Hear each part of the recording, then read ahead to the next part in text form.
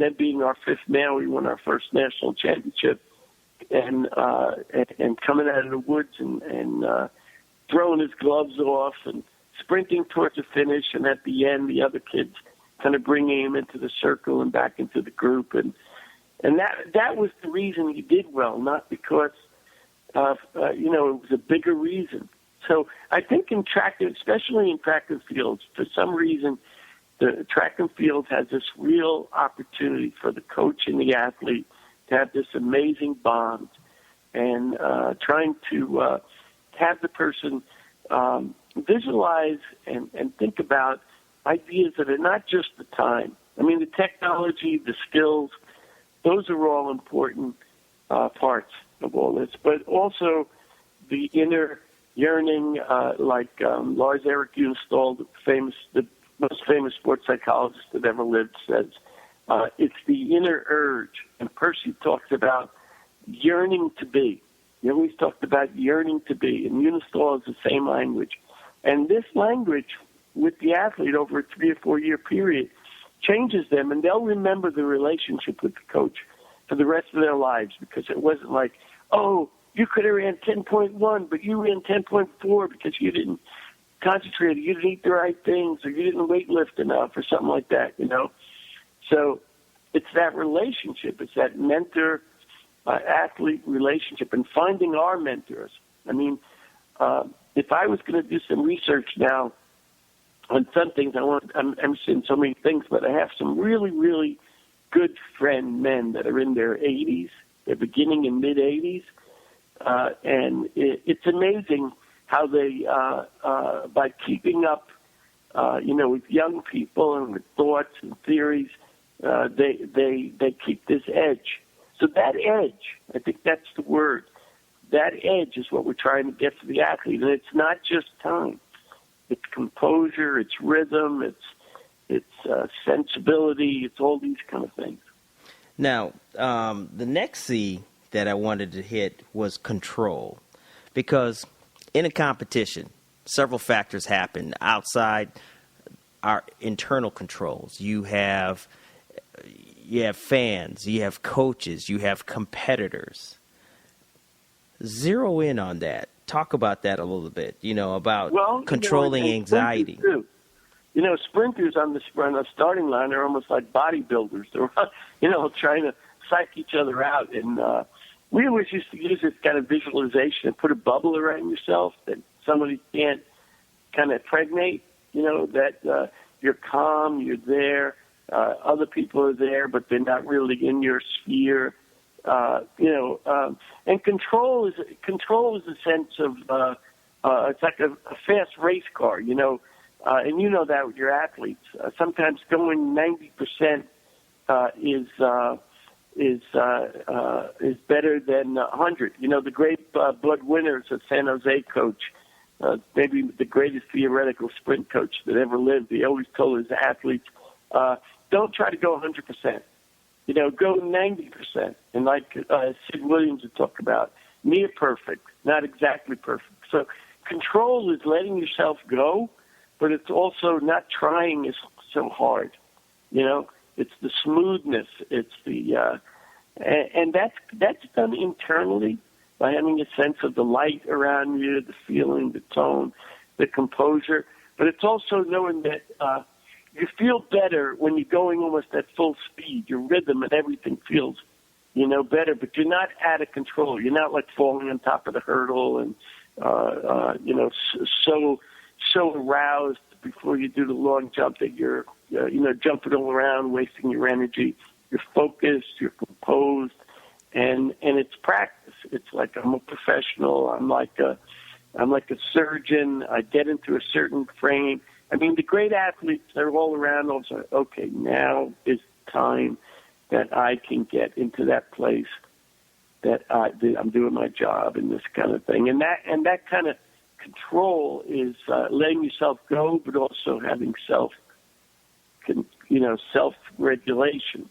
Exactly. It's like the East Germans. They did a lot of drugs and stuff, but they also had a training program, and it was called psychic self-regulation. So everything was to regulate, to let go, to be a human being, but also to be like an internal computer. And the coach and athlete know each other like that. Now, the last C that we're going to go into is commitment. And typically, any training program, there's got to be commitment. There's commitment of time. There's commitment of self. How do you get the athlete to be committed to this goal? Because obviously, as an athlete, when you walk in and say, hey, I want to run, I want to jump, I want to throw, you're committed to those events, or you think you're committed to those events. And then you actually go through the rudimentary training, and then you get to more of a specific type training. Then you get into a competitive mode. Then you get into a highly competitive mode, or at least that's the plan.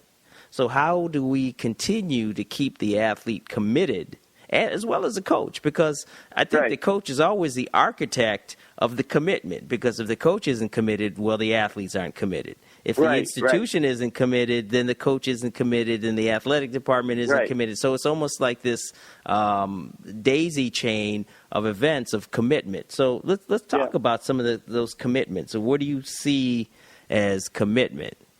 Well, someone's always going to be more apt to really try hard if they think they're going to do well. And boxing managers are really good at this.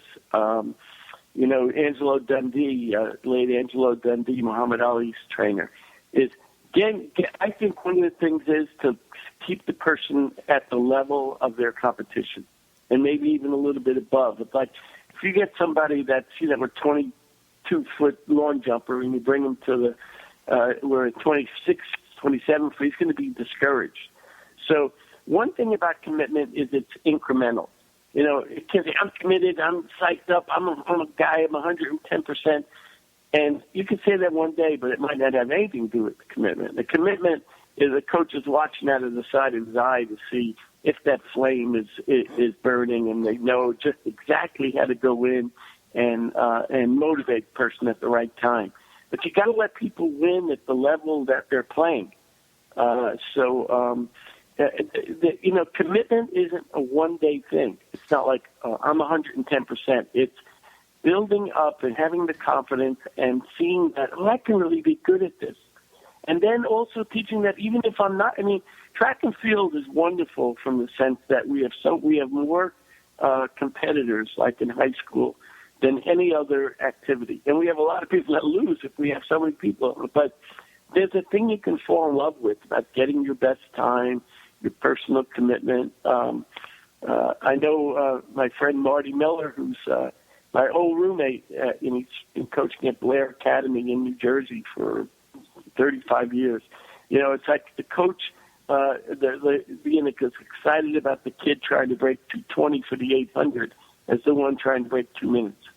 And so it's like you said, the commitment of the coach, the love of the coach for the activity. And I really think a big thing is is allowing the person to play at the level that they can play. So that, if you're only going to be a 22-foot long jumper the rest of your life, that's okay. There's a lot of places where a 22-foot long jumper wins points and gets things for their teams. And, we've lost that idea that, Jimmy Carnes was trying to bring back of scoring meets where it came down to the last event. And that's one thing we do share in the big national championships. The long jump and the 5,000 meters are the last two events.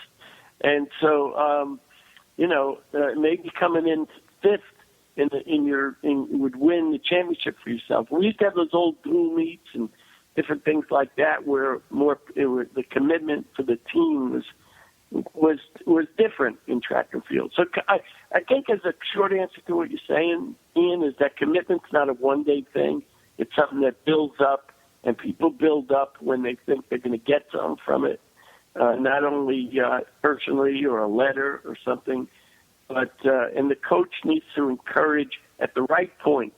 The language of so many coaches is negative because they want people to say, "Oh, you're a great coach. You had this guy win this, and you had that win that." When the kid's struggling, they're saying the right thing. the John Woodens of the world, the great basketball coach from UCLA, is saying, not just say, do well, relax, but to say, lift your arm a little bit, have a little patience. The John Wooden's pyramid of success at the top of the pyramid is confidence and patience. And so that's what we want to bring into the athletes. The great Kenyan phrase, slowly by slowly. And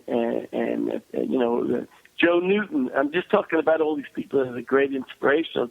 Probably the greatest high school cross-country coach of all time. They have like 150 kids come out to cross-country, but every one of them had a nickname, and the other kids would call them by it. And commitment comes from team love and team commitment and all those things. So it's a complex. Commitment is a complex thing. It's becoming part of the culture. I think the biggest thing is, as a coach, developing this culture that doesn't, you're terrible. We remember so many coaches that were just like, oh my God, I'm just out here trying to do the best I can. This guy is like, saying bad things to me. We got to remember that we're the people, we're the mentors, we're the people who remember us. We all can remember our bitty basketball coaches. So commitment comes from a long line of situations where the coach gave love and commitment, and the kid was part of the culture, and he could come along at the level that he's at or she's at. Well, Mike, thank you very much, and I'm excited, and I look forward to our presentation at the USATF Georgia State Track and Field Championship, as well as the Junior Olympic. I think the mental aspect of athletics or competition is greatly underappreciated in our sport, and I think this is one of the first steps in bringing that up to the forefront of the sports. Hence, the show's motto is bringing athletics to the forefront of the community. I think people take for granted that you've got these great athletes that go out here and compete every day, but they don't have the same challenges as the regular population. But as coaches and scientists, we know that they have the same troubles and same challenges as every other person that walks this earth. But thank you very much for your time. An hour goes by real fast, and thank you for joining the Ian Dubé Show. Yes, well, it's really getting to know you better. We've known each other for a long time, but I've never really known you as I'm getting to know you, and it's really a pleasure. I really cherish friendships and thought and the things that we're sharing, and thank you for bringing that to my life as well. All right, Mike, we will talk to you soon. Have a great day, everyone. Ciao. Okay, thank you.